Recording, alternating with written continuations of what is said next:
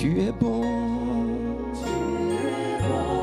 Et ton amour durera jamais. Alléluia.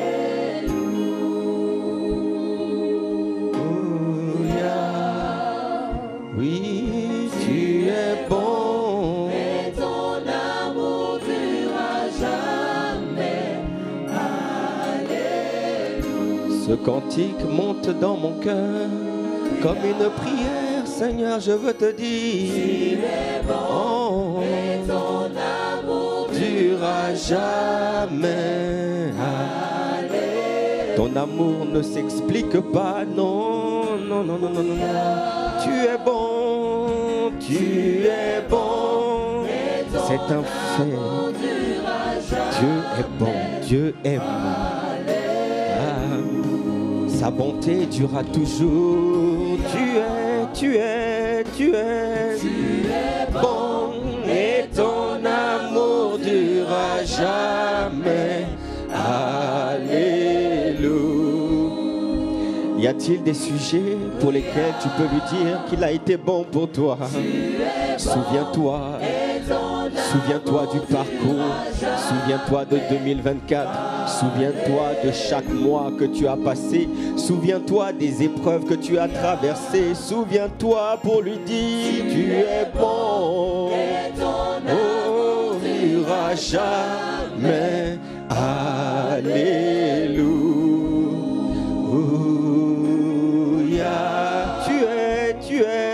Tu es bon. Tu as été bon envers nous ici à Toulouse. Tu as été bon, Seigneur, pour notre famille spirituelle. Tu as été bon chaque dimanche. Tu as été bon, Seigneur. Dans les moments difficiles, tu n'as pas, Seigneur, tu n'as pas oublié ton peuple. Oh, tu ne nous as pas fait défaut. Non, non, non, non, non, non. Tu as été fidèle. Oh, tu es bon et ton amour durera jamais. Alléluia.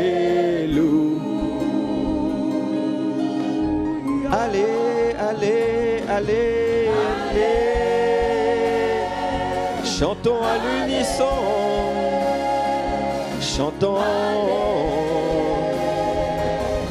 Alléluia. Que tout un peuple dise, des hommes et des femmes remplis de gratitude. Allez, tu as tant fait pour moi. Santé, la paix, la joie, Seigneur. Tu as tant fait, tu as tant fait, tu as tant fait. Alors je veux dire, allez. Allez. Que Dieu soit loué, que Dieu soit exalté, que Dieu soit magnifié, que Dieu soit célébré. Allez.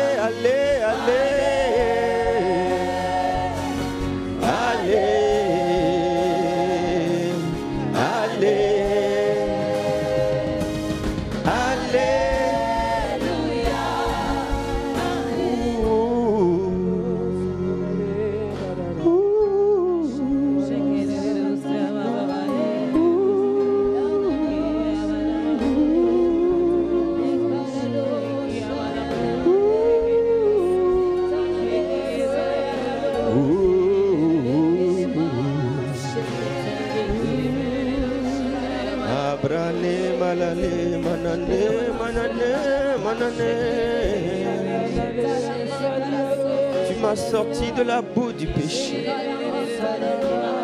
Tu m'as sorti de la boue du péché. Tu m'as gardé des accidents et des incidents. La mort m'avait réclamé. Les ténèbres m'avaient réclamé. Mon nom avait été prononcé dans des lieux occultes. Certains avaient prédit ma disparition. Certains avaient prononcé des paroles de malheur sur ma vie. Certains avaient dit que je ne passerais pas l'année 2024. Les ténèbres se sont coalisées contre moi. Il y a des choses que je n'ai pas vues, que je n'ai pas entendues, Seigneur. Ah oui, c'est ça la réalité. C'est ça les réalités invisibles, les réalités spirituelles.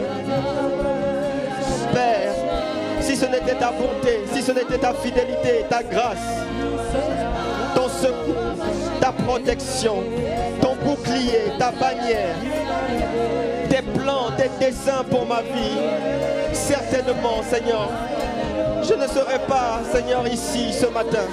Je ne serai pas à ce premier culte, à ce premier service. Je veux reconnaître, Seigneur, ta bonté. Oui, cela a l'air si évident, mais ce n'est pas évident, ce n'est pas évident. Rien n'est gagné d'avance. Non, Père. Non, Père. Je veux voir, Seigneur, ta main. Je veux apprécier ta bonté.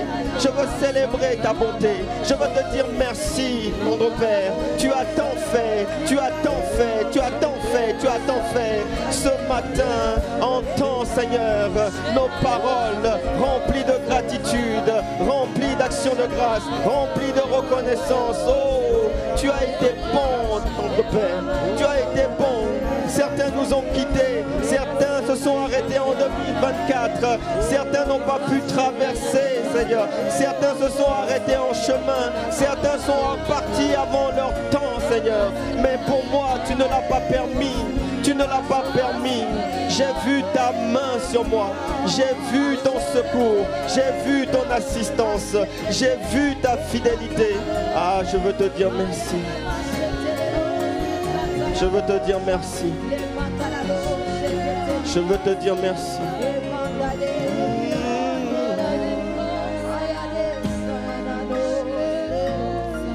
Oui, tu es le Dieu très haut. Oui, tu es le Dieu très haut. Oui, tu es le Dieu très haut. Oui, tu es le Dieu très haut. Oui, tu es le Dieu. Manamane, Elevalos Kalamane, très, oui tu es le Dieu. Personne n'est semblable à toi. Oui tu es le Dieu. Oui tu es le Dieu. Très haut, oui tu es le Dieu. Très haut, oui tu es le Dieu. Très haut, oui tu es le Dieu. Très haut, oui tu es,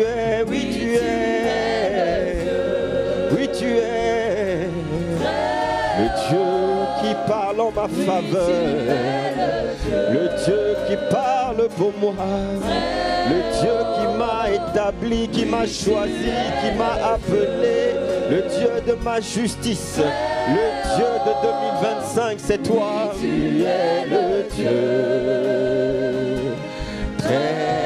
tu es le Dieu très saint. Oui, tu es le Dieu très saint. Oui, tu es le Dieu très saint. Oui, tu es le Dieu très saint. Oui, tu es le Dieu. Tu es le Dieu tout-puissant. Oui, tu es le Dieu tout-puissant. Oui, tu es le Dieu tout-puissant. Oui, tu es le Dieu tout-puissant. Oui, tu es le Dieu tout-puissant. Tu es le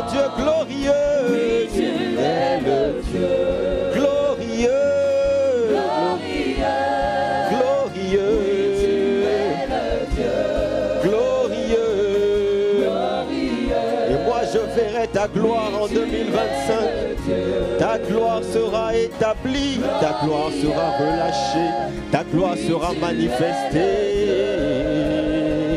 Glorieux, oui tu es. Oh le Dieu glorieux, glorieux. Oui tu es le Dieu glorieux. Oui, oui tu es le Dieu très haut, qui est semblable à toi. Tu remplis les cieux.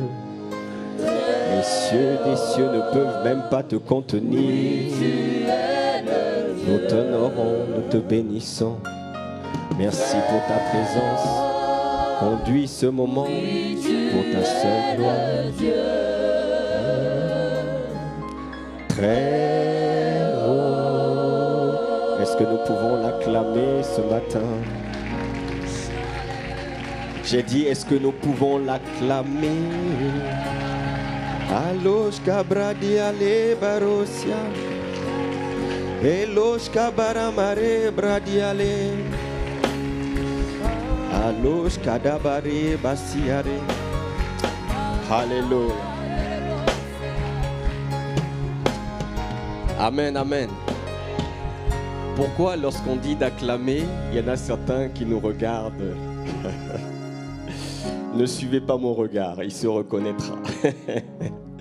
Salue ton voisin, dis-lui voisin, tu es la bonne personne, tu es au bon endroit. Bienvenue à ce premier service de 2025.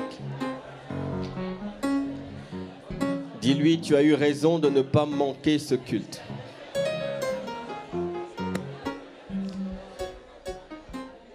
Dis-lui, tu commences avec des bonnes habitudes. Oui, tu lui dis beaucoup de choses ce matin. Alléluia. Et dis-lui aussi, voisin, souris un peu. Je te regarde, je te regarde.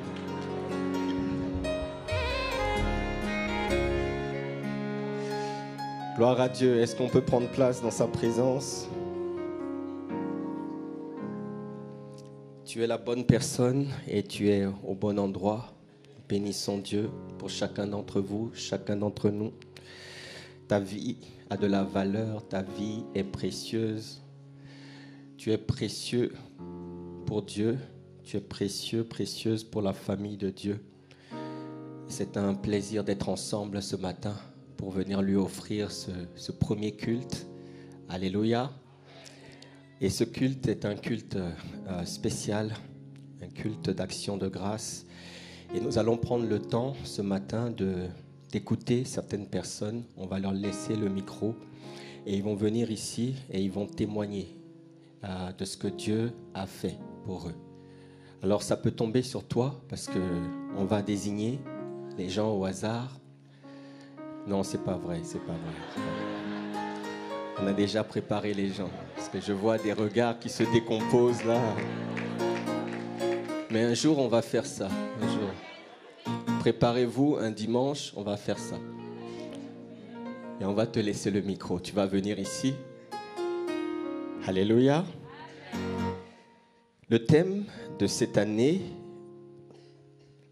a été donné par notre Père dans la foi, a été donné par le Père des églises Impact Centre Chrétien, par l'apôtre de cette famille spirituelle. C'est l'homme que Dieu a suscité, qu'il a établi.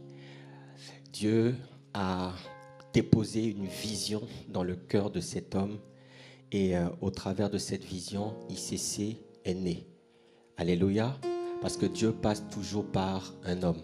Lorsqu'il a quelque chose à accomplir, il cherche un canal, il cherche un instrument et il prend un homme. Et nous avons la grâce, franchement, d'avoir un homme de qualité. Et on peut rendre grâce à Dieu pour ça. C'est mon père dans la foi. Ça fait plus de 20 ans que je sers à ses côtés. Et je rends grâce à Dieu pour sa vie. L'une des caractéristiques de nos pères, le pasteur, l'apôtre Ivan et l'apôtre Yves, c'est que depuis 20 ans, les gars, ils n'arrêtent pas. Quand on dit avec Dieu, on va de gloire en gloire, franchement, ce sont des modèles de gloire en gloire. Les gars ne restent jamais au même niveau. Jamais, jamais. Tout le temps, ils sont en train de monter, d'augmenter, de monter. Ils sont portés par une grâce invisible, par une main invisible, mais ô combien réelle et présente. Amen. Et ça, c'est une grande bénédiction. Et l'une de leurs caractéristiques, c'est qu'ils ont toujours ce désir de t'emmener aussi avec eux. Tu vois, ils avancent, mais ils ont cette envie, cette détermination à voir le plus grand nombre aussi venir avec eux. Quand ils découvrent quelque chose dans la parole, un secret, quelque chose qui leur a fait du bien, ils vont toujours le partager. Alléluia. C'est une grâce d'avoir de tels pères. Amen. C'est une grâce, ouais. On peut encore acclamer le Seigneur pour leur vie. Ouais.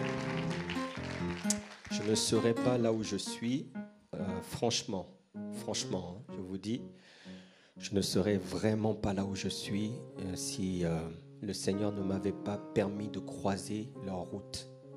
Ouais. Ils ont été présents à tous les moments de ma vie. Et ils ont fait de moi ce que je suis aujourd'hui. À ma conversion, ils étaient présents. À mon baptême, à ma nouvelle naissance, ils étaient présents. Ils étaient présents à tous les moments. Mariage, présent. Pour acheter ma première maison, présent. Mon premier enfant, présent. Présent et pas passif. Présent. Ils ont semé. Moi, je suis tellement reconnaissant. Tellement reconnaissant. Je bénis Dieu. Pour savoir rendre grâce à Dieu. Amen. Alors, l'apôtre a dit que cette année, le thème de cette année, c'est l'année de la manifestation de Christ, votre vie. Christ, ma vie. Est-ce que tu peux dire Christ, ma vie? Christ, ma vie. Et durant le message du 31 décembre, l'apôtre a pris le verset de Jean 2, Jean chapitre 2, verset 11. Et ce verset, c'est le verset du premier des miracles qui a eu lieu à Cana, lors des noces de Cana, quand Jésus a changé l'eau en vin. La Bible dit, tel fut à Cana en Galilée le premier des miracles que fit Jésus. Il manifesta sa gloire et ses disciples crurent en lui. Il manifesta sa gloire et ses disciples crurent en lui. Il manifesta quelle gloire? La gloire de Dieu. Ce n'était pas sa propre gloire. Il a manifesté la gloire de Dieu et les conséquences de cela, c'est que les disciples, ça veut dire que les gens le suivaient jusqu'à là. Ils le suivaient, ils croyaient, bon, plus ou moins, mais en fait, c'est à ce moment-là qu'ils ont été convaincus. Et ils ont cru en lui. Ils n'avaient plus aucun doute lorsqu'ils ont vu la gloire qu'il a manifestée. Ça veut dire que rien ne résiste à la gloire de Dieu. Et que quand la gloire de Dieu devient visible, les gens sont simplement convaincus. Même les incrédules sont convaincus. Si les gens ne voient pas la gloire de Dieu en toi, au travers de toi, c'est normal qu'ils ne soient pas convaincus.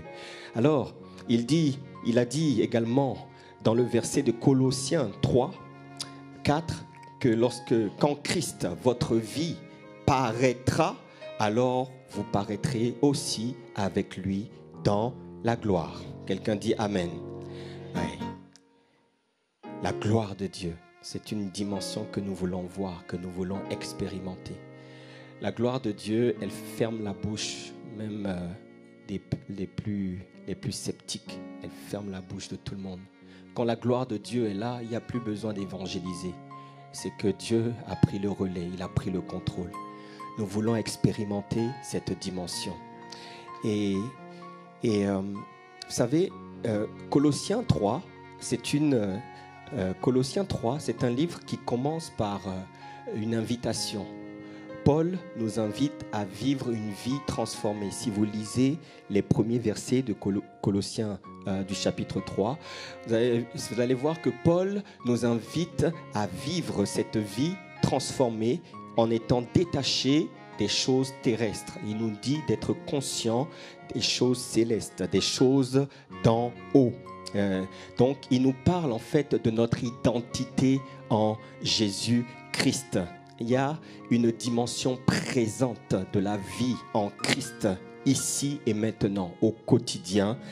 Christ, c'est mon identité. Je suis uni avec lui. Il est mon modèle, il est mon exemple, celui que je dois imiter, celui que je dois suivre.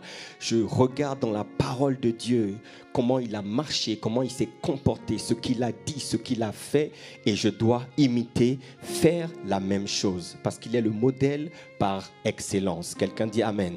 Donc, ma vie ne doit pas reposer sur mes propres efforts, mais ma vie doit reposer sur celui qui est mon bouclier, il est mon appui, il est ma bannière, il est le rocher sur lequel je veux me tenir. Donc j'ai reçu sa nature et désormais je dépends de lui. Quelqu'un peut dire je dépends de lui. Donc la relation avec le Christ doit être ta priorité. Je n'ai pas entendu ton amen. Ouais. Donc il y a une dimension présente. Je dois entretenir cette relation, mais il y a une dimension future. Parce qu'il dit, lorsque Christ, votre vie, paraîtra, alors vous paraîtrez aussi. Il y a une dimension qui n'a pas encore été manifestée, mais qui vient. Une dimension de gloire sans précédent. C'est lorsque le divin, lorsque Dieu vient et vient s'exprimer dans l'humain. Tu vois, Dieu s'exprime au travers de toi. C'est la dimension où tu es capable de parler. Tu parles à la nature, tu parles au vent, tu parles à la tempête. Et les vents s'exécutent, elles obéissent. Oui, Dieu veut s'exprimer dans des vases humains, en toi et en moi. Pas dans un pasteur, pas dans un prophète, pas dans un bishop. En toi et en moi. Chacun d'entre nous. Tu vois, comme Jésus... Lorsque la nature divine s'exprime, tu dis à l'esprit méchant, mauvais, quitte, dehors, va-t'en. Tu n'as pas besoin de t'égosiller, de crier, de transpirer, de vociférer. Non, tu dis esprit méchant, quitte. Quitte. Avec douceur, je te dis quitte. Bon, c'est vrai qu'ils ne comprennent pas le langage de la douceur quand même. Il faut le dire avec fermeté. Alléluia. C'est la dimension où tu... prie pour les malades et les malades sont guéris. C'est la dimension où partout où tu vas, tu apportes une lumière.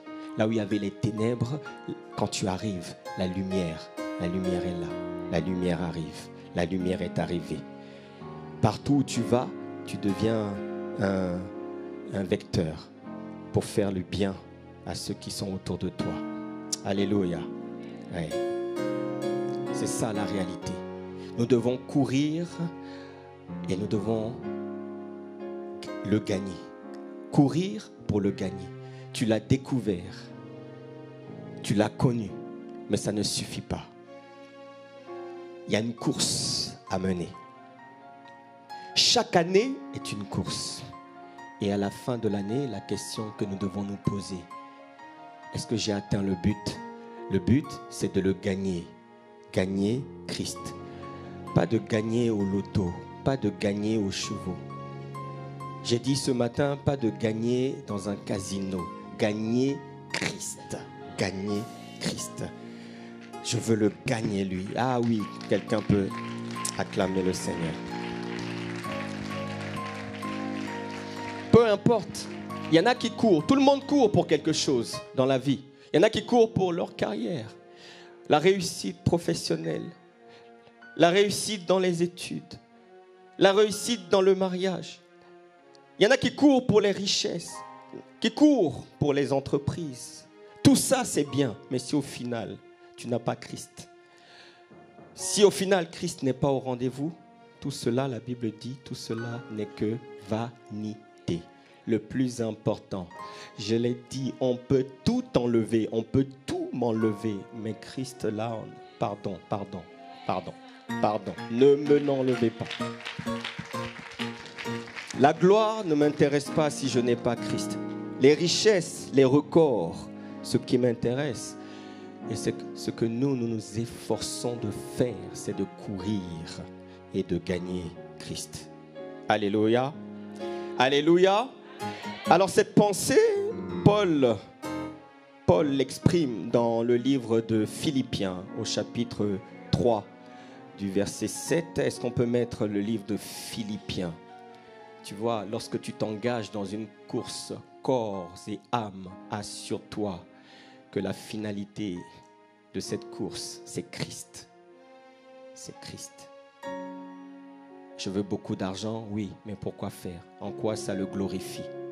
En quoi ça va servir le Christ? Je veux réussir ceci, cela, oui, c'est bien. Mais en quoi sera-t-il glorifié? Paul a exprimé cette pensée en disant, mais, remettez-moi le verset, mais ces choses qui étaient pour moi des gains, je les ai regardées comme une perte à cause de Christ. À cause de qui? À cause de Christ. La suite.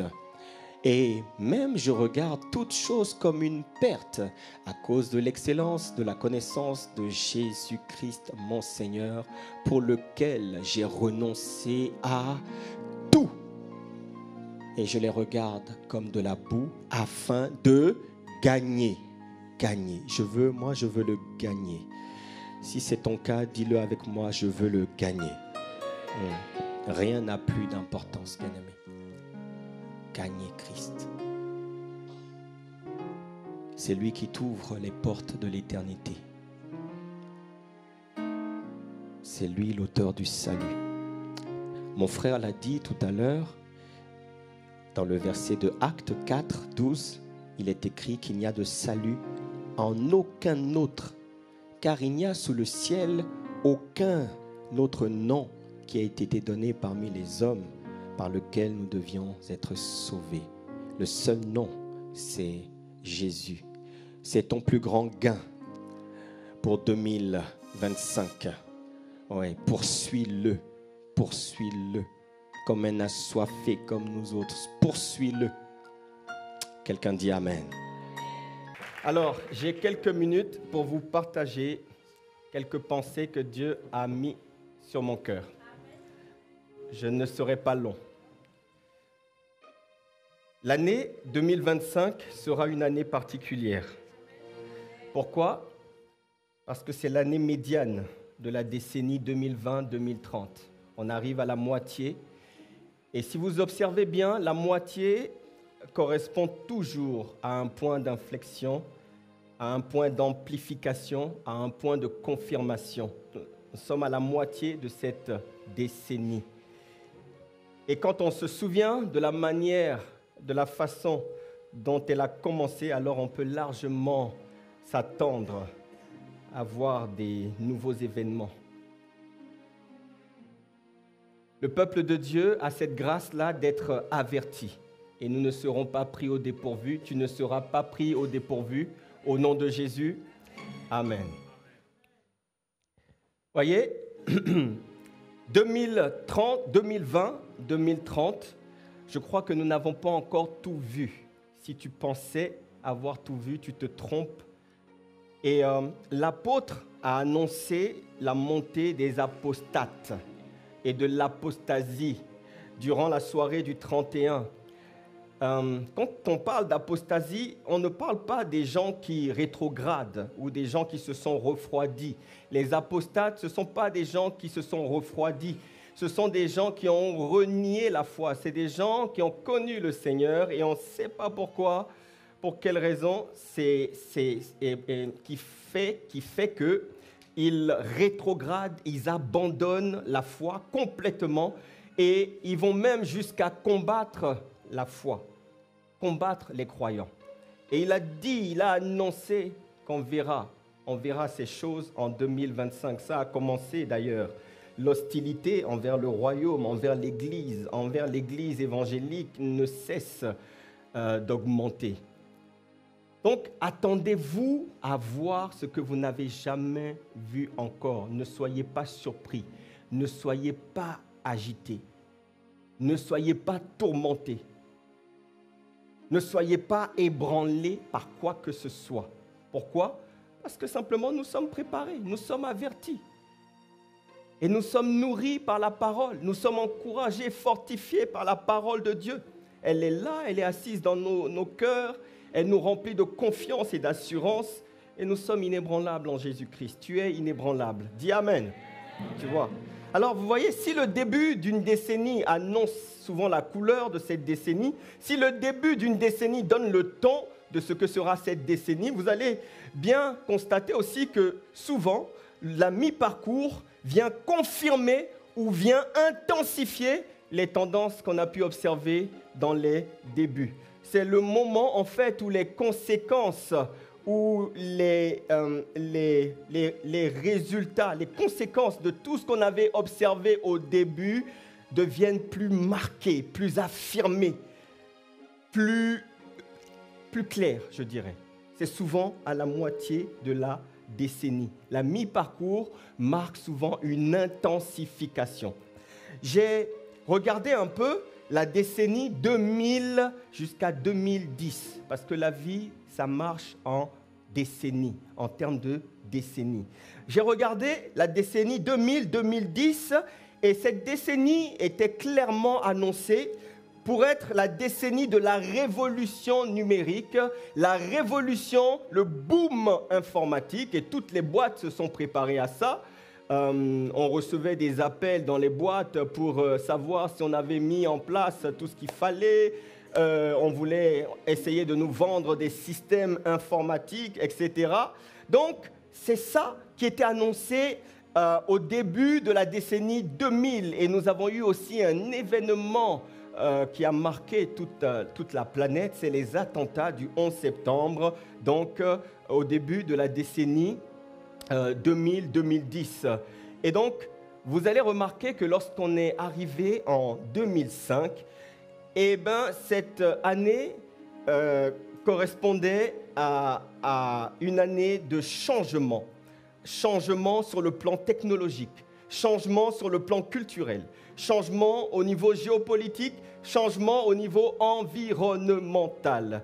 Vous allez voir que c'est en 2005, en ce qui concerne donc la révolution numérique, technologique, etc., c'est en 2005 en fait, il y a eu un boost de la révolution numérique. C'est là où YouTube a été lancé. C'est en 2005, février 2005. Donc, avec aussi, c'était une nouvelle ère pour tout ce qui concerne le partage des vidéos en ligne.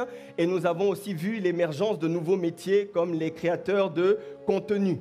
C'est en 2005 qu'est né l'iPod, les lecteurs MP3. Donc ça aussi, ça a permis de révolutionner la manière dont les gens pouvaient consommer la musique. Pour ceux qui connaissent, ça c'est vraiment les anciens, ils ont connu le dinosaure des réseaux sociaux. Ça s'appelait comment ? MySpace. Qui a connu MySpace ? Il y a des gens qui ont connu ? Je vois des mains. Lève ta main. Tu n'es pas si vieux que ça. Lève ta main.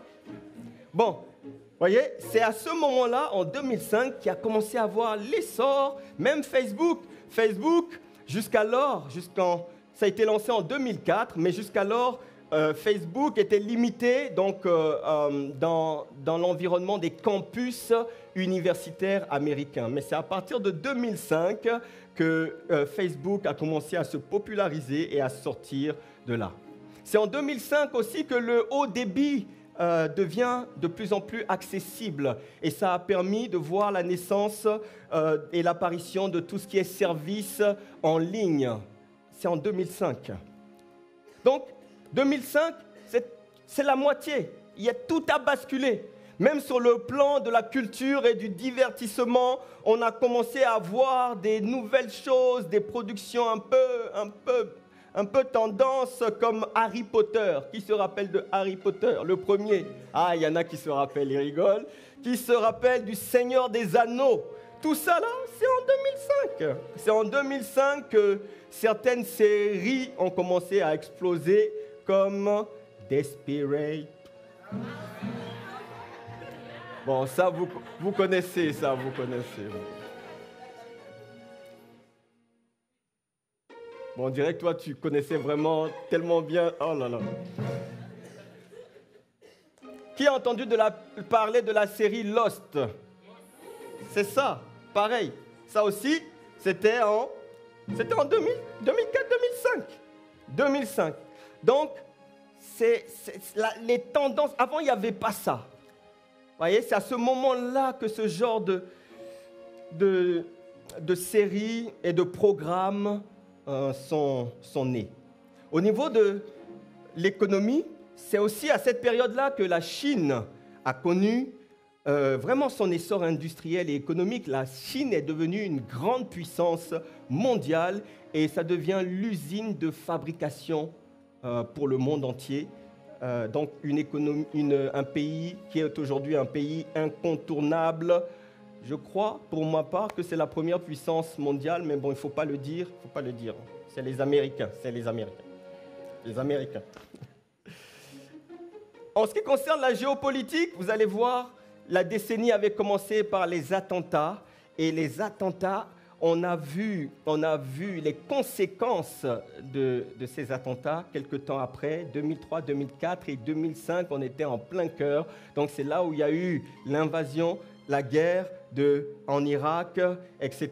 Et avec toutes les conséquences que vous connaissez. Donc, vous voyez, la nature, la manière dont commence une décennie, en fait, s'amplifie ou se confirme souvent après 5 ans au milieu de cette décennie. C'est aussi à ce moment-là que sont nées toutes les problématiques liées au changement climatique, les préoccupations environnementales, etc. C'est en 2005. Il y a eu ce fameux documentaire « Une vérité qui dérange » en 2006 et ça a vraiment servi à conscientiser les gens sur l'avenir de la planète, etc., etc. Donc, vous allez voir que 2005 a marqué un tournant. Et le monde est devenu un monde plus connecté, le monde est devenu un monde plus numérisé, et le monde est devenu un monde plus globalisé. Quelqu'un dit Amen. Voilà. Donc, vous imaginez, 2020-2030, ça a commencé par ce que nous avons tous connu, cette pandémie. On n'avait jamais vu ça, qui a paralysé tout le monde. Il y a eu beaucoup de décès. J'ai regardé, il y a eu plus de 6 millions de décès dans le monde, à peu près. C'est ce qu'ils disent. On n'est pas loin des 7 millions et encore. Je pense que peut-être que l'estimation est sous-estimée, et n'est pas exacte, je pense. Donc, la question pour cette décennie et surtout pour cette année, c'est que vont enfanter toutes ces choses que nous avons vues au début de la décennie. Le monde va-t-il devenir, et je le crois, il est en train de devenir de plus en plus imprévisible. Le monde est en train de devenir de plus en plus impitoyable. Le monde va devenir de plus en plus sélectif. Ça va devenir un monde où les plus forts vont demeurer, mais les plus faibles, si tu es faible. C'est pour ça que vous voyez que tous les États actuellement sont en train de se réarmer. C'est la course au réarmement. L'Europe se rend compte que, après la Deuxième Guerre mondiale et tous les accords qu'on a signés, on s'est assoupi. On a cru qu'il ne pouvait plus y avoir de guerre aux portes de l'Europe et pourtant c'est le cas. C'était le cas. C'est le cas actuellement. Voyez? Donc, le monde là, ça va être un monde dans lequel les rapports de force vont de plus en plus faire la différence. C'est le rapport de force. Voyez? Et gloire à Dieu de ce que nous, les enfants de Dieu, nous ne sommes pas oubliés, nous ne sommes pas démunis, parce que notre force ne repose pas sur les bombes atomiques, sur notre arsenal nucléaire. Nous avons une puissance qui est au-dessus de tout ça. C'est la prière, la puissance de la prière, la puissance de la prière, la puissance de la prière. c'est une arme redoutable. Alléluia. J'ai dit Alléluia. La prière. Et nous avons dit, ICC est une église de prière, ICC Toulouse est une maison de prière et nous allons continuer à prier et nous allons amplifier la vie de prière. Que vont nous enfanter toutes ces choses en 2025? Ce que je sais, c'est que nous sommes également, nous l'avons déclaré, dans la décennie de la domination. Donc ça veut dire de la même manière, 2025, nous allons voir l'amplification. Nous allons voir la confirmation de cela. La gloire de Dieu sera présente. La gloire de Dieu va augmenter. La puissance de Dieu sera au rendez-vous parce que Dieu va s'ajuster. Dieu n'est pas pris au dépourvu. Il va s'ajuster. Dieu a du répondant. Que quelqu'un me dise Amen. Ouais. Christ, notre vie, sera manifesté. Ah, tu vas manifester Christ au nom de Jésus. Alors, voyez, pour cette année qui commence, j'aimerais, le Seigneur m'a mis à cœur de vous partager cette pensée. Ça, c'est venu en moi depuis plusieurs semaines et le Seigneur m'a dit, partage ça encore une fois avec le peuple. Ce que j'aimerais te dire en ce début d'année, cher ami, chers frères, chère famille en Christ, c'est mettez de l'ordre dans votre vie. S'il vous plaît, de grâce, mettez de l'ordre, mets de l'ordre dans ta vie. Est-ce que tu sais que bien souvent, ce n'est pas Satan qui t'attaque? Ton plus grand ennemi, ce n'est pas Satan, c'est toi-même. C'est toi, ce sont tes hésitations, ton immobilisme, ce sont tes reculades, c'est souvent ton désordre. Tu es ton plus grand ennemi. Mais en 2025, ça va changer au nom de Jésus. J'ai dit en 2025, ça va changer au nom de Jésus. Vous devez comprendre une chose, bien-aimés, il faut le répéter, je le répéterai autant de fois que possible, c'est que Dieu créait toutes choses pour un but. Et Dieu est un Dieu d'ordre. Dieu ne fonctionne pas dans le désordre.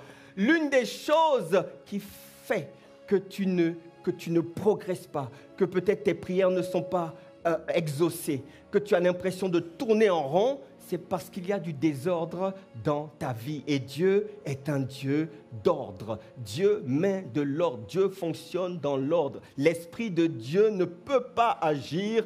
Le mouvement de l'Esprit n'agit pas dans le désordre. Dieu est un Dieu d'ordre. Et vous allez constater que le livre de la Genèse, le chapitre 1, le chapitre 2, en fait, dans ces deux chapitres, Dieu fait l'état des lieux. L'état des lieux, il voit que la terre était informe et vide. La terre était dans le chaos, informe et vide, tohu bohu. Ça veut dire que c'était le désordre. Rien n'était à sa place. C'est un état des lieux. Je ne sais pas si vous avez déjà fait un état des lieux. Moi, un jour, après avoir loué un appartement pendant 2 ans à des frères en Christ, des frères de l'Église, lorsque j'ai voulu récupérer l'appartement, j'ai regardé l'état de l'appartement. Et bien sûr, ils avaient fui, ils avaient enlevé tous leurs bagages, ils n'avaient pas l'intention de remettre les choses en ordre. Mais tout était en désordre, les murs étaient sales, crasseux. La cuisine, je me suis dit, comment est-ce qu'on peut préparer dans une cuisine qui est dans cet état? État des lieux, catastrophe, chaotique. Alors j'ai dû tout remettre en état, j'ai dû trouver des personnes pour remettre l'appartement en bon état. Et dans Genèse 1, c'est exactement ce qui se passe. Dieu regarde, il voit que c'est le désordre, il voit que c'est le désordre, rien n'est à sa place. Il y a des ténèbres partout. Il dit non, ça ne peut pas continuer comme ça. je dois séparer les ténèbres et la lumière. Je dois séparer. Désormais, les ténèbres seront là pendant la nuit et ensuite, la lumière se lèvera le jour. Je vais mettre un astre pour diriger la nuit, pour présider la nuit, et je vais mettre un astre pour présider le jour. Dieu a dit non. Là, ça ne va pas. Là, il y a une étendue d'eau. Je vais séparer et je vais créer une nouvelle étendue, c'est le ciel. Je vais séparer l'étendue d'en haut et puis l'étendue d'en bas. Les eaux d'en bas, je vais séparer pour que la terre ferme puisse sortir. Donc, les eaux vont se rassembler à un endroit. Ça sera les océans, les mers, etc. Mais il faut aussi la terre. Après, il a regardé les eaux, il a dit, mais c'est pas normal. Non. Alors, il a parlé aux eaux, il a dit, allez, poissons. Il a appelé le règne des animaux marins. Donc, les poissons. C'est pour ça que lorsque vous regardez la composition des poissons, c'est la même composition que l'eau. Donc, parce que l'eau, le poisson a été tiré, Dieu a parlé à l'eau et les poissons sont sortis. Il a créé le monde sous-marin. Amen. Il a mis de l'ordre. Il a mis de l'ordre, il a regardé la terre, il a dit, terre, allez, produis la verdure, produis l'herbe des champs, produis les arbres, produis les animaux. Il a parlé, il a mis de l'ordre. C'est ce que Dieu fait dans tout le commencement avant d'aller plus loin, de faire quoi que ce soit. Il a mis de l'ordre. Même lorsqu'il a créé l'homme, il a dit non, il n'est pas bon. Donc il y avait encore du désordre. Il fallait mettre de l'ordre. La Bible dit dans 1 Corinthiens 14, 33, « Car Dieu n'est pas un Dieu de désordre, mais de paix. » C'est partout.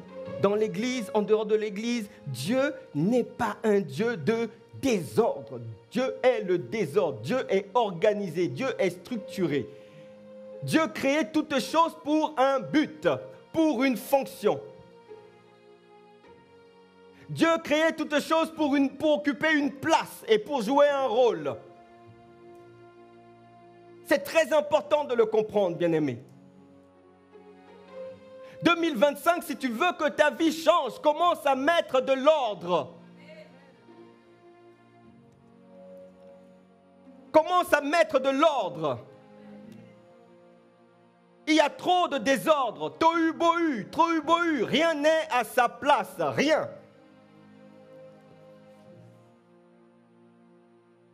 Je vous ai dit que le corps, chaque membre de ce corps, en fait, ce que vous devez comprendre, c'est que Dieu fonctionne dans l'ordre.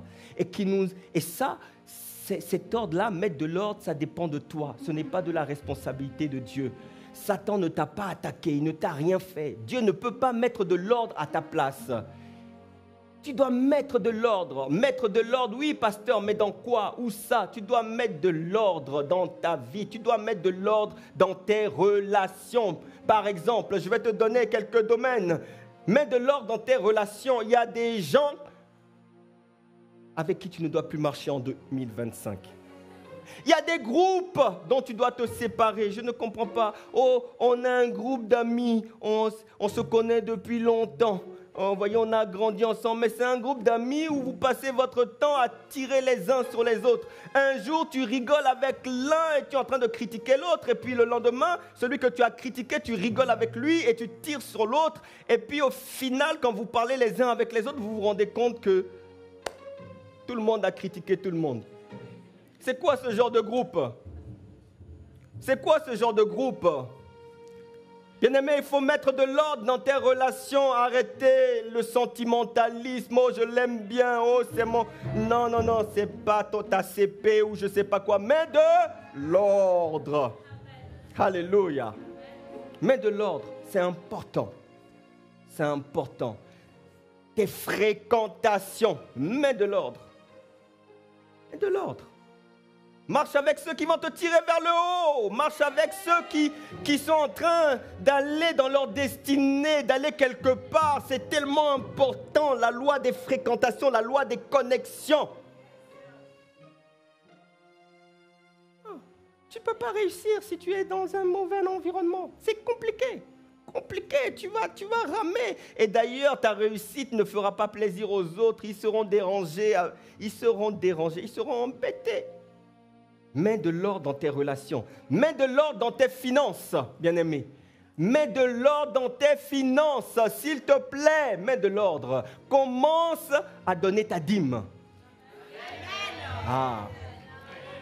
Ça commence par là. Dans le royaume de Dieu, quand on parle des finances, on parle d'abord toujours du donner. Donner à Dieu. C'est la première loi. C'est la première loi.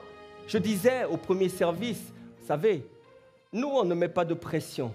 Nous, on vous parle, c'est pour chacun, c'est pour vous. Vous devez savoir une chose, les dîmes, contrairement à certains endroits, certains pays, la dîme ne vient pas dans la poche des pasteurs. Non, les dîmes et les offrandes, ça va dans le compte de l'Église. Il y a un compte dédié et Toulouse a un compte dédié et avec ce compte, avec ses ressources, avec ses finances, c'est avec ça que nous organisons les programmes, c'est avec ça que nous pouvons faire du bien, nous pouvons faire le social, c'est avec ça que nous pouvons sortir et faire de l'évangélisation. C'est avec ça que nous pouvons doter ISF où on est ensemble, toutes ces associations qui sont là pour le social. C'est avec ça que nous pouvons équiper ce lieu, vous voyez. Cette année, on a dit on va pas terminer l'année comme ça, on va apporter quelque chose de nouveau à cet environnement. C'est ça. Et vous voyez, vous le voyez. Il y a des endroits, on donne l'argent, mais on ne voit jamais rien. Il n'y a rien qui bouge. Mais ici, vous voyez, on investit pour le royaume de Dieu. Quand on parle des finances, on commence toujours par là, bien-aimé. Et je peux parler, je ne crois pas qu'il y ait un plus grand contributeur, depuis que je suis là, que je donne, qui est un plus grand contributeur que moi ici. Parce que nous, on a compris depuis plus de 20 ans qu'on est dans le Seigneur, on a compris et je vous ai dit, ça marche. Depuis plus de 20 ans, nous mettons ça en pratique et on voit les résultats. Moi, je vous dis, je ne peux pas être pauvre, c'est impossible, je ne peux pas. Parce que non, j'applique les lois de la générosité, au-delà des dîmes, au-delà des offrandes. Je vous ai dit que chaque année, je choisis quelqu'un et je prends en charge cette personne sur une année. Une année et chaque mois, j'envoie. Chaque mois. Ça, c'est moi. Je le fais. Parce que ça fait partie de la libéralité. Et je vois. Ah, Dieu renvoie. De tous côtés, ça vient. Tu ne peux pas être pauvre. Mets de l'ordre dans tes finances. Avant de parler de bonne gestion, avant de parler de budget, avant de parler d'épargne, commence déjà par dire à partir de maintenant, je vais honorer Dieu avec ma dîme et mes offrandes. C'est la première loi, bien-aimé. Si tu n'as pas compris ça, tu vas rester encore dans le désordre. Le problème, c'est que lorsque tu n'honores pas le Seigneur, tu vas voir que, franchement, il y a ce qu'on appelle des prélèvements obligatoires. Il y a des ATD. Tu connais les ATD ? Les avis tiers détenteurs, ATD là. Ça tombe et la banque ne te prévient pas. La banque, elle sort l'argent. C'est le phénomène des poches trouées. Tu as de l'argent, mais tu as l'impression que ça part. C'est comme le sable dans ta main, ça part, ça disparaît. Bien-aimé, si tu veux réussir ton année, commence à mettre de l'ordre. Mets de l'ordre. Relations, finances. Arrête les achats compulsifs. Arrête avec Zara, tout le temps Zara. Quand tu vas au centre commercial, si tu n'as pas fait un tour à Zara pour voir la dernière tendance, c'est ça ou c'est ça. Dès que tu vas dans un centre commercial, il faut que tu fasses un saut à Zara. Arrête ça, s'il te plaît. On fait un défi le premier trimestre, là, tout le premier trimestre, promets de ne pas aller chez Zara. Promets. N'y va pas. Parce que quand tu vas aller, ça va créer le désir et le besoin. Il y a des gens qui ont des cartes bleues à débit différé. Si tu ne sais pas gérer ton argent, arrête ça. Prends une carte à débit immédiat. Comme ça, tu vois les dégâts sur ton compte immédiatement. Parce que parfois, tu as l'impression, oh, c'est inodore, il n'y a rien. Mais ça se cumule. Et à la fin du mois, dès que ton salaire est passé, tu es déjà... Tchouf, la carte bleue a prélevé. Tchouf, tu n'as plus rien. Il y en a qui vivent sous les découvertes. Non, bien-aimé, je dis ça en rigolant. Mais tu dois sortir de cet étranglement financier. Il faut sortir de là. Tu n'as pas été créé pour ça. Tu n'as pas été créé pour tout le temps. Les factures, comment je vais faire pour payer? Tu n'as pas été payé. Non, tu n'as pas été créé pour ça. Ce n'est pas la grâce qui repose sur cette famille spirituelle. Ce n'est pas la grâce qui repose sur nos pères. Ce n'est pas la grâce dont tu dois hériter. Non. Mais ça commence déjà dans le système de pensée. Mets de l'ordre dans tes finances, je t'en supplie. Si tu veux voir la main de Dieu, mets de l'ordre. Mets de l'ordre dans ta vie spirituelle. Mets de l'ordre. Commence à te donner des heures de prière. Commence à lire la parole tous les jours. J'ai dit tous les jours, pas de temps en temps, tous les jours. Tous les jours, c'est une discipline. Tous les jours, tu manges. Tous les jours, tu peux lire la parole. Tu peux la lire, tu peux la mettre en audio quand tu es dans le métro, quand tu es dans le tramway, quand tu es en voiture, quand tu es sur le trajet, tu peux l'écouter en audio. Mais écoute la parole tous les jours. Vous savez, ce que tu fais 15 minutes, en fait, on apprend mieux. On apprend mieux en faisant quelque chose 15 minutes tous les jours qu'en le faisant une fois 3 heures dans la semaine. Est-ce que tu sais ça? Ce que dans les arts martiaux, on t'apprend à faire, même si c'est 30 minutes, tu fais 30 minutes d'exercice tous les jours, au lieu de te dire, oh non, je vais tout accumuler le mercredi et je vais faire 3 heures d'arts martiaux. Non, tu ne vas rien apprendre comme ça. Tous les jours, un moment, le cerveau, il enregistre, ça devient naturel, ça fait partie, ça devient naturel. C'est pareil pour la prière. C'est pareil pour la parole. Mets de l'ordre. Il y a trop de désordre. Mets de l'ordre. Commence à servir Dieu. C'est le désordre de venir des années. Tu es là depuis tant d'années, tu ne sers pas. Tu occupes les chaises, tu ne sers pas. Commence à servir le Seigneur. C'est ça l'ordre divin. Sers, tu as quelque chose à donner. Oh non, moi je suis là. Quand le culte finit, je rentre. Non, arrête ça. On est en 2025. Dis à ton voisin, change oh. C'est les Nigériens qui parlent comme ça. Ils rajoutent toujours le O à la fin. Dis-lui, change oh. Bien-aimé, mets de l'ordre. J'ai bientôt fini dans la vie de tous les jours. Mets de l'ordre dans la vie de tous les jours. Mets de l'ordre. Commence à te coucher à des heures raisonnables. Je ne comprends pas ces gens-là. Qu'est-ce que tu fais dans ta maison? Qu'est-ce que tu cherches à 1h du matin? Tu tournes en rond dans ta maison. Qu'est-ce qui te... Couche-toi tôt. Tu vois, il y a des gens, ils sont au téléphone. Et les bros. Qu'est-ce que tu fais au téléphone à 23h, minuit, 1h du matin? Tu es en train de fatiguer la sœur. Tu es en train de lui raconter des bobards. Bizarrement, tu es très bavard au téléphone la nuit, mais quand on te voit ici, tu es le frère, on dirait, il parle pas, il est...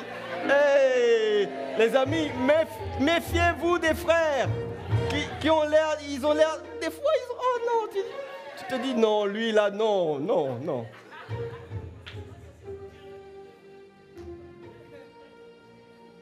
Tu te couches à n'importe quelle heure, tu vas te réveiller à n'importe quelle heure. Et quand on va dire réveil, 5h du matin, on va prier, on ne te voit pas. Je regarde sur Zoom, je regarde les noms, tu n'es jamais là, jamais. C'est normal, tu t'es couché à 2h, 3h, tu es en train de ronfler. C'est là même à 5h que la nuit là, elle est agréable pour toi. Mets de l'ordre. Si tu veux mettre en place une vie de prière et que ça devienne une habitude, mais... tu dois faire, tu ne peux pas vivre dans le désordre. Tu dors à n'importe quelle heure, tu manges n'importe quoi. Ton repas, c'est à 23h, minuit, le ventre ne va pas digérer. La nuit, tu vas entendre des choses bizarres. Mange à des heures raisonnables. Tout ça, c'est de l'ordre. Tout ça, c'est de l'ordre. Mange bien, équilibré. Ça aussi, c'est un problème. Mets de l'ordre.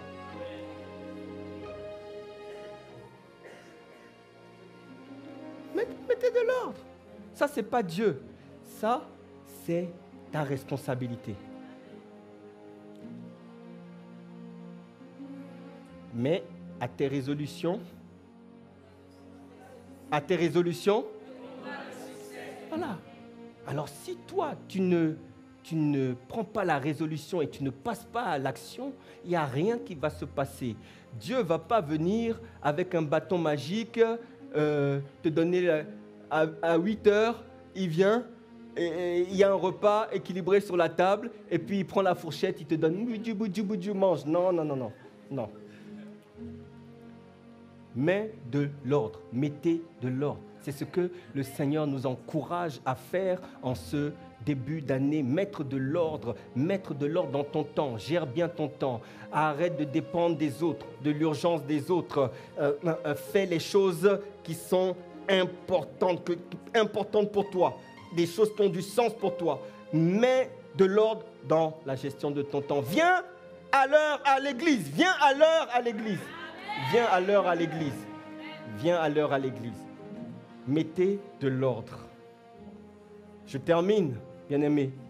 Vous savez, si tu n'es pas fidèle dans les petites choses, tu ne peux pas voir les grandes choses que Dieu a pour toi. Luc 16, 10 dit, « Celui qui est fidèle dans les moindres choses l'est aussi dans les grandes, et celui qui est injuste dans les moindres choses l'est aussi dans les grandes. » Ouais, Dieu ne t'emmènera pas dans les grandes si tu n'as pas pris soin d'être fidèle, d'être ordonné dans les choses basiques de la vie. Ça, c'est de ta responsabilité, bien-aimé. Et c'est ce que le Seigneur nous demande. Cette année sera une année particulière, mais Dieu veut te trouver fidèle. Il veut te trouver au rendez-vous, fidèle dans les petites choses, et il te donnera des plus grandes choses. Je te vois aller dans une dimension des grandes choses que Dieu a réservées pour toi. J'ai dit, je te vois aller dans la dimension des grandes choses que Dieu a prévues pour toi.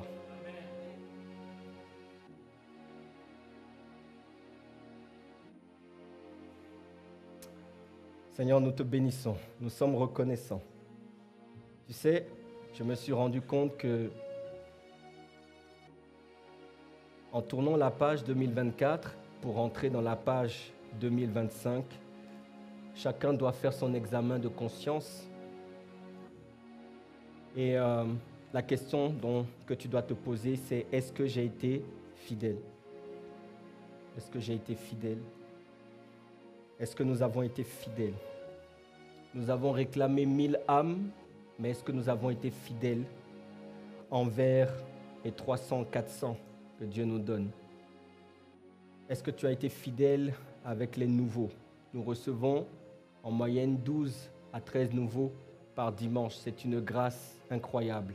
Est-ce que tu as été fidèle avec ces nouveaux? Est-ce que tu as été fidèle dans les programmes que nous avons actuellement? Est-ce que tu as été fidèle auprès des 5 ou des 2 âmes qu'on t'a confiées? Est-ce que tu as été fidèle dans ton ministère, dans ton pôle, dans ton département? Est-ce que tu as été fidèle dans la famille d'impact? Est-ce que tu as été fidèle? Est-ce que tu as pris soin? C'est valable à tous les niveaux. Parce que, bien-aimés, sachez une chose, vous avez beaucoup reçu. ICC, nous avons beaucoup reçu et Dieu nous demandera aussi beaucoup. Et particulièrement en cette année 2025 qui vient. Que le Seigneur t'aide, que le Seigneur nous aide à mettre de l'ordre divin dans chacune de nos vies, au nom de Jésus. Amen, amen.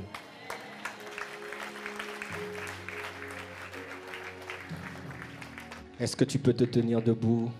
ce matin dans la présence de Dieu.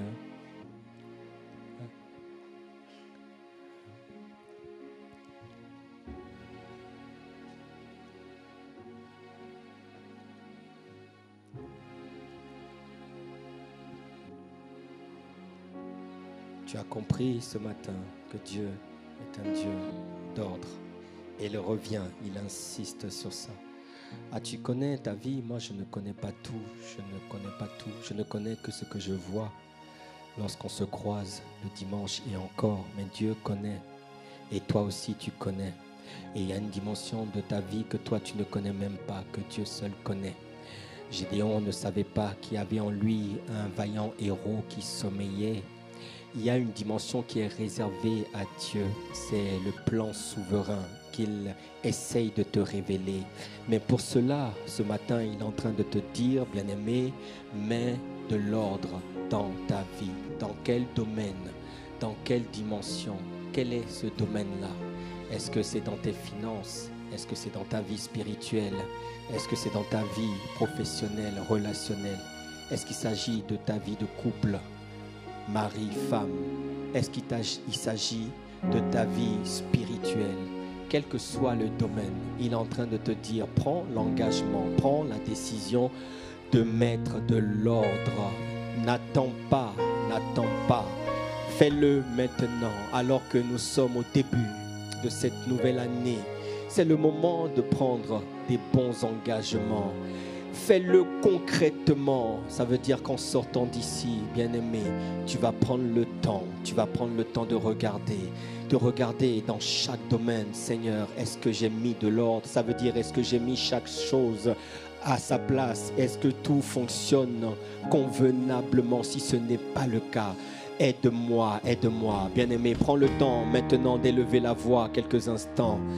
Prends le temps, demande à Dieu, dis-lui, Père, ah, j'ai la volonté, j'ai entendu ta parole, j'ai entendu ta parole, j'ai la volonté, mais je n'ai pas la capacité. Je te demande pardon parce que j'ai vécu dans le désordre, dans la négligence. Je n'ai pas été diligent, Seigneur. Oh, pardonne-moi mes manquements, élève la voix, demande à Dieu qui te donne la force. Ah oui, que tu puisses prendre une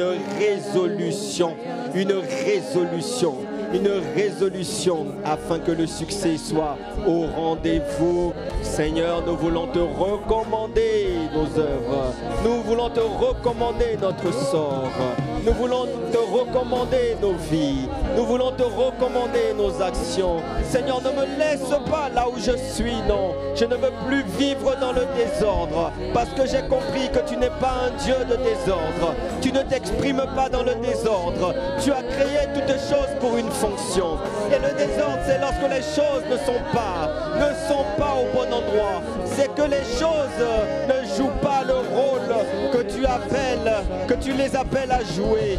Mais dans cette année qui marque la moitié de cette décennie, quelle que soit la noirceur des ténèbres, quels que soient, Seigneur, les défis, quels que soient les vents, les tempêtes qui vont se lever, accorde-moi la grâce, tendre Père, de marcher dans l'ordre divin au nom de Jésus. Merci Père, parce que tu es avec nous. Merci de ce que ta main est étendue. Aucun malheur, aucun accident, aucun incident ne pourra m'atteindre. Seigneur, nous sommes cachés avec le Christ en Dieu.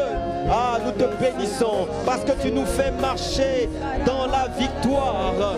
Nous possédons les portes de 2023. Nous possédons les portes de janvier, de février, de mars, d'avril, de mai, de juin, de juillet, d'août, de septembre, d'octobre, de novembre, de décembre. Nous possédons les portes. Nous régnons, Seigneur. Merci pour la domination. Merci pour la domination. Dans chaque mois de 2025, nous verrons ta gloire, la manifestation de ta gloire. Le Christ sera pleinement manifesté en nous. Christ et ma vie, sa gloire paraîtra. Et lorsque Christ ma vie paraîtra, alors moi aussi, je paraîtrai avec lui dans sa gloire.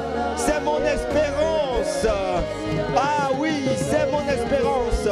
Voilà pourquoi je veux courir pour le gagner lui seul. Je veux courir pour le gagner lui seul. Je veux courir pour le gagner lui seul. Seigneur, merci. Merci. Merci.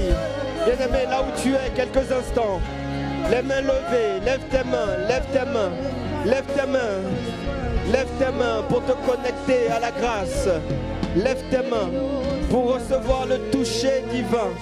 Que cette grâce te soit accordée ce matin. À toi qui as levé les mains, comme pour dire à Dieu, Seigneur, je m'abandonne. Je m'abandonne, je n'ai pas su le faire jusqu'à présent. Mais s'il te plaît, que ce ne soit ni par ma force, ni par ma puissance, mais s'il te plaît, avec l'aide et l'assistance du glorieux Saint-Esprit, aide-moi à mettre de l'ordre, oh oui, dans mes relations, dans mes émotions, dans mes sentiments, dans mes actions, dans mes décisions. Ah, s'il te plaît, dans ma vie spirituelle, ah, dans ma vie du quotidien, s'il te plaît, s'il te plaît. Ah, je t'en supplie, j'ai besoin de toi. Merci Père, merci de ce que tu le fais. Dans le nom de Jésus, dans le nom de Jésus.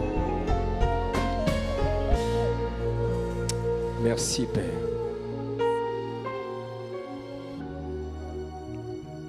Merci de ce que tu as planté cette parole dans une terre fertile qui va porter du fruit. Pour ta gloire, je prie afin qu'une vie soit réellement transformée. Qu'une personne, Seigneur, se décide désormais de mettre en place ton ordre divin dans tous les domaines. Merci. La gloire te revient au nom puissant de Jésus. Amen, amen, amen.